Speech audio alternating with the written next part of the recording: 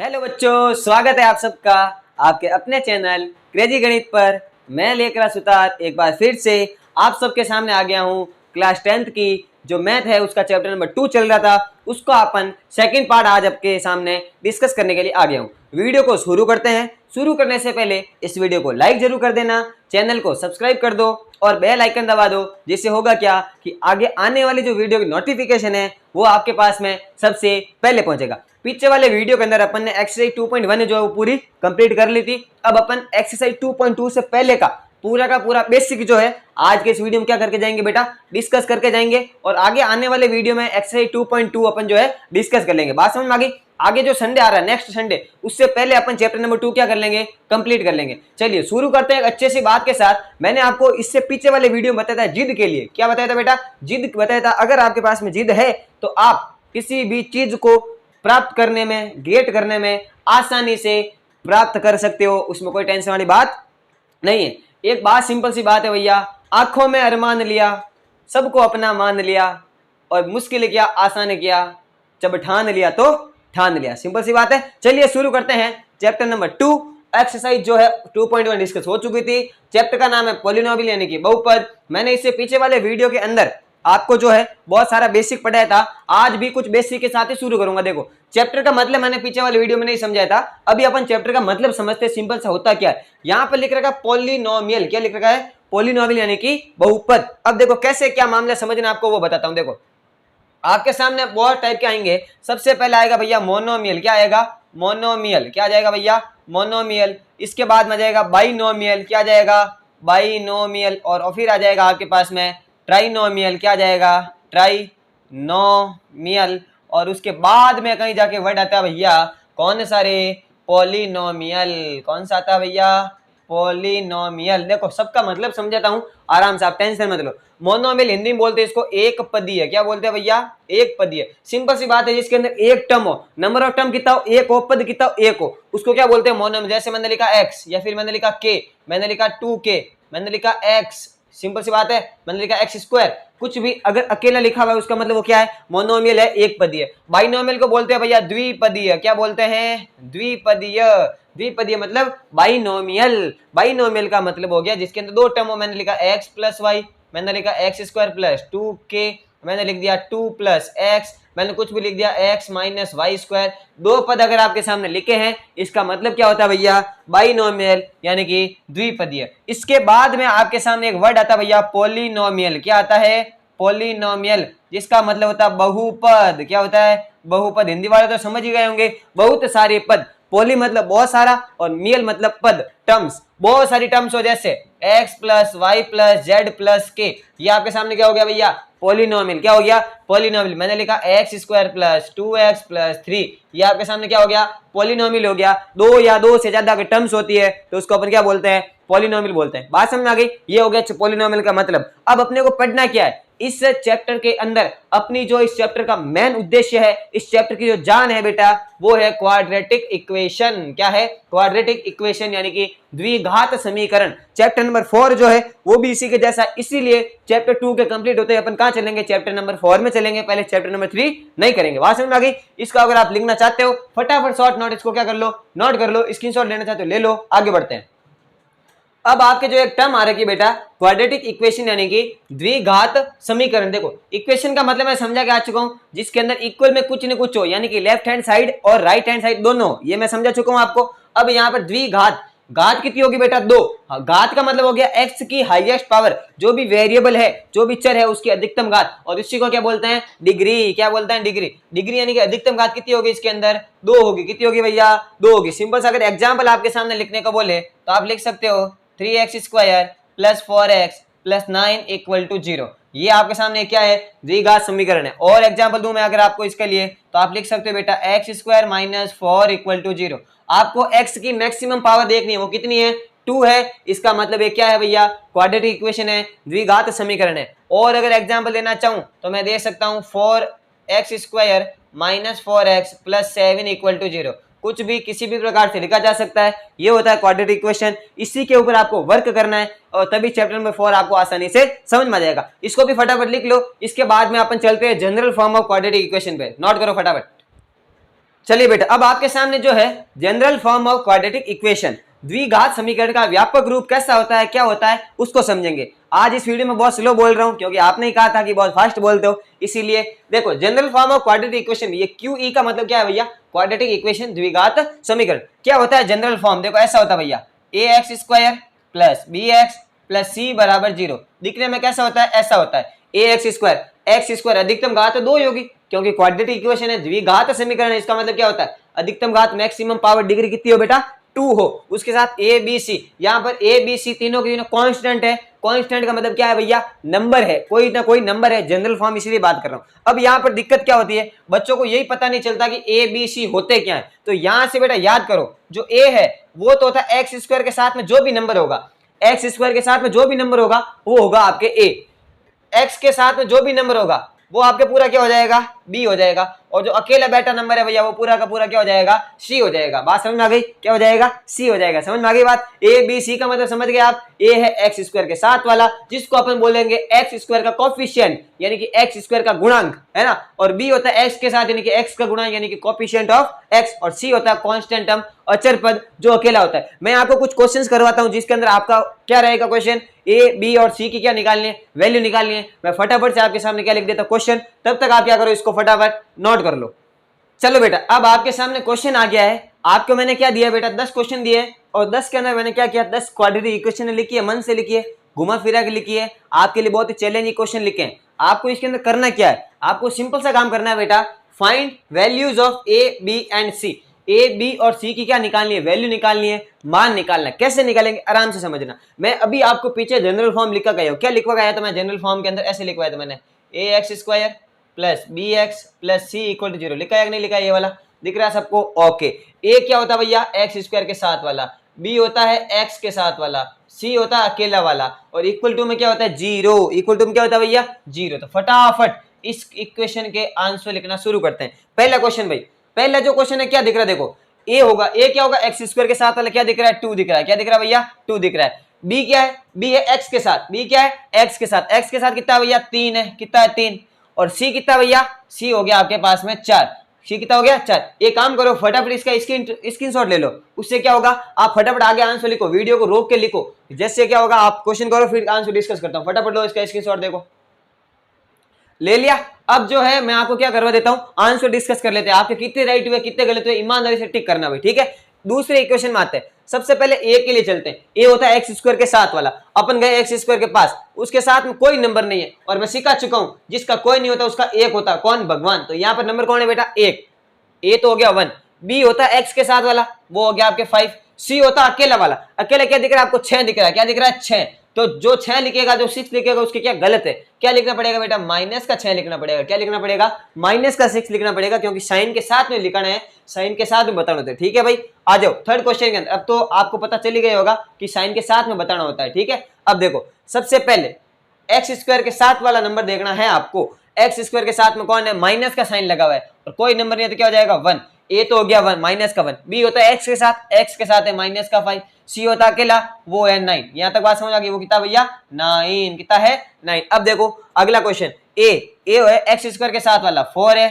B होता है x के साथ है -4। और सी होता है अकेला, वो कितना भैया, 1। कितना होता है, 1। और सी अकेले होता है, वास्तव में सही बात कर रहे हैं क्वेश्चन भी। अब आओ पांचवा क्वेश्चन, थोड़ा है अच्छा क्वेश्चन है, स्टार क्वेश्चन लगाओ इसको। स्टार का मतलब ये नहीं बेटा इंपॉर्टेंट है, स्टार का मतलब जहां आप क्या करोगे, गलती करोगे। मैंने क्या सीखा है, ए क्या होता है, ए होता है एक्स स्क्वायर के साथ वाला। अब कुछ बच्चे क्या करेंगे इस क्वेश्चन के अंदर, ये ए बी लिख देंगे -4, सी लिख देंगे 7, तो वो खुद बन जाएंगे भैया, गैल बन जाएंगे। सीधी सी बात है, आप आराम से याद करो, ए होता है एक्स स्क्वायर के साथ, तो एक्स स्क्वायर के साथ ये थोड़ी है, एक्स स्क्वायर के साथ में तो 7 है। यहाँ पर ए कितना आ जाएगा, 7। बी होता है एक्स के साथ कितना भैया, -4। और सी होता अकेला, वो कितना है, 3। कितना भैया, 3। बात समझ में आगे, क्या आगे बढ़ते हैं इसके अंदर। आओ भाई, सबसे पहले ए क्या होता है, एक्स स्क्वायर के साथ वाला, और एक्स स्क्वायर के साथ में क्या दिख रहा है, 1। क्या दिख रहा है, 1। बी होता है एक्स के साथ।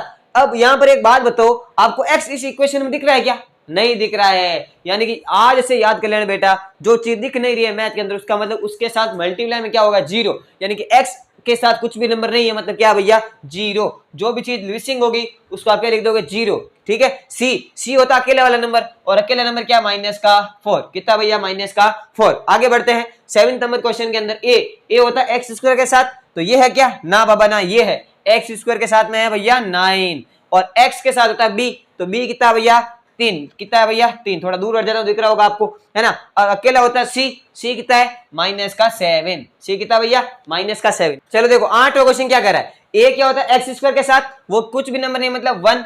बी होता है एक्स के साथ कोई नंबर नहीं है 1, लेकिन वो किसका है भैया, माइनस का 1 है। और सी होता है अकेला नंबर, सी क्या होता है, अकेला नंबर, और वो आपको क्या दिख रहा है, माइनस का 7। क्या दिख रहा है भैया, माइनस का 7। अब देखो बेटा इस क्वेश्चन में भी आप क्या करोगे, गलती नहीं करोगे, बहुत बड़ा गलता करोगे, बहुत बड़ा गलता। कैसे भैया, सीखिए आराम से। सबसे पहले ए लिखो, ए होता है एक्स स्क्वायर के साथ वाला, और यहां पर एक्स स्क्वायर यहां बैठा है, और उसके साथ में माइनस का 6, माइनस का 6, और क्वेश्चन हो गया फिक्स। ठीक है भैया। और बी क्या होता है, एक्स के साथ वाला, बी क्या होता है, एक्स के साथ कितना भैया, 5। कितना है, 5। अब बात आएगी बेटा सी की, इसकी बात होगी, अब सी के बारे में बात होगी। सी की वैल्यू कितनी लिखो भैया, 7 लिख दो सर। अकेला जो होता है वो सी होता है ना, वो क्या होता है, सी होता है। तो यहाँ पर कितना लिख दोगे, 7। जैसे 7 लिखोगे बहुत बड़ा गलता हो जाएगा भैया। यहाँ पर क्या होगा रे, माइनस का 7 होगा। क्या होगा, माइनस का 7। सर ये कैसे हुआ, अरे बेटा कैसे नहीं हुआ, थोड़ा बाका इधर फाड़ो ध्यान से। मैंने आपको इक्वेशन कहा लिखाया था, देखो a x square plus b x plus c equal to में क्या था रे बबुआ, क्या था, जीरो। क्या था, जीरो। साले यहां पर इक्वल में जीरो है क्या, नहीं है ना, तो C7 कैसे हुआ सोच। तो सबसे पहले आपकी ड्यूटी होनी चाहिए बेटा कि इक्वल में क्या लेके आऊं, जीरो लेके आऊं। और इक्वल में जीरो कैसे आएगा, ट्रांस कर दो भैया, क्या कर दो, इसको उठा के इधर लेकर आ जाओ। सर कैसे लाएंगे, अरे मूर्ख पक्षी, ये मूर्ख पक्षी, देख इधर देख, ध्यान से बाका फाड़ दे। इक्वेशन क्या थी देखो, 5x माइनस 6x स्क्वायर, इधर इधर इधर इधर, इक्वल में क्या है, 7 है। मैंने कहा इक्वल में क्या बनाना है, जीरो बनाना है, तो इस 7 को उठा के इधर पटको। तो जैसे ही पटकोगे 5x माइनस 6x स्क्वायर, ये प्लस का 7 उठ के इधर आया तो कितना हो गया, माइनस का 7 हो गया, और इक्वल में कितना हो गया, जीरो हो गया। अब बोल बेटा सी कितना, कितना, अरे बोलना बुड़बक, 7 माइनस का कितना भैया, माइनस का 7। नेक्स्ट क्वेश्चन, आई होप ये तो गलत नहीं करोगे तुम लोग, ठीक है। सबसे पहले आपको क्या बताते हैं, ए की वैल्यू, ए होता है एक्स स्क्वायर के साथ वाला, एक्स स्क्वायर के साथ में क्या दिख रहा है, 3। क्या दिख रहा है भैया, 3 दिख रहा है। इसके बाद मैं बात करता हूं किसकी, बी की। बी होता है एक्स के साथ, बी क्या होता है, एक्स के साथ। अब आप बात बताओ एक्स के साथ कितना भैया, 5। कितना, 5। अरे 5 लिखोगे तो गलत हो जाएगा, क्या लिखना पड़ेगा, माइनस का 5 लिखना पड़ेगा। क्या लिखना पड़ेगा, माइनस का 5। सर ये माइनस 5 कैसे, अरे भैया इक्वल में बैठा है और इक्वल में जीरो होना चाहिए, जीरो होने के लिए उसको उठा के इधर लाऊंगा तो ये प्लस का 5x इधर आएगा, तो किसमें हो जाएगा, माइनस में हो जाएगा। किसमें हो जाएगा, माइनस में हो जाएगा, इसीलिए माइनस का 5 लिखा है। और बी हो गया। अब सी की बात करते हैं, सी कितना, अकेला, अकेला कौन सा भैया, माइनस का 6। सी कितना, माइनस का 6। आई होप यह समझ में आ गया होगा। एग्जाम में क्वेश्चन नहीं आते एबीसी से रिलेटेड, लेकिन आगे जो क्वेश्चन करेंगे 2.2 में वहां पर इसका भरपूर यूज होगा। और गारंटी अगर ये क्वेश्चन आपके सही हो गए, प्रैक्टिस हो गई, तो दुनिया का कोई क्वेश्चन आ जाए ऐसा तो साला गलत हो ही नहीं सकता, औकात नहीं है किसी की। ठीक है, फटाफट इसको क्या कर लो भैया, नोट कर लो। आगे बढ़ते हैं। अब जो है मैंने आपको जनरल फॉर्म तो बता दी, अब इसके रूट्स के ऊपर वर्क करते हैं, रूट्स को समझते हैं, है ना। देखो यहाँ पर जनरल फॉर्म में पहले बता चुका हूं, व्यापक रूप पहले बताया ना द्विघात समीकरण का, a x square plus b x plus c बराबर 0, और ए बी सी के बारे में पहले से डिस्कस कर चुका हूं। अब देखो एक क्वेश्चन अगर आपसे पूछूं कि आपके सामने ये इक्वेशन लिखी हुई, क्या लिखी हुई बेटा, इक्वेशन लिखी हुई है, समीकरण लिखी हुई है, इसके कितने रूट होंगे, नंबर ऑफ रूट बताना है, मूल कितने होंगे ये बताना। तो कल जो आपने पढ़ के आए हो, आप पीछे वाले पार्ट के अंदर जो भी आपने पढ़ा है, मैंने एक नोट लिखवाया था कि जितनी एक्स की हाईएस्ट पावर होगी, जितनी डिग्री होगी, जितनी अधिकतम घात होगी, उसके उतने ही मूल होंगे, उतने ही नंबर ऑफ रूट होंगे। तो इसके अंदर बताओ भैया, क्वाड्रेटिक इक्वेशन है तो हाईएस्ट पावर कितनी होगी, 2। हाईएस्ट पावर 2 है ना, अधिकतम घात कितनी है, 2। इसका मतलब इसके रूट भी कितने होंगे भैया, 2। मूल भी कितने होंगे, 2 मूल होंगे, है ना।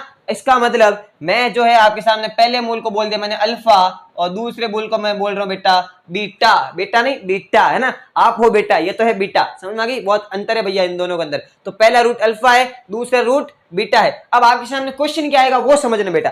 पहला क्वेश्चन आपसे पूछा जाएगा, पहला क्वेश्चन कहेंगे सम ऑफ रूट बताओ। क्या बताओ, सम ऑफ रूट्स।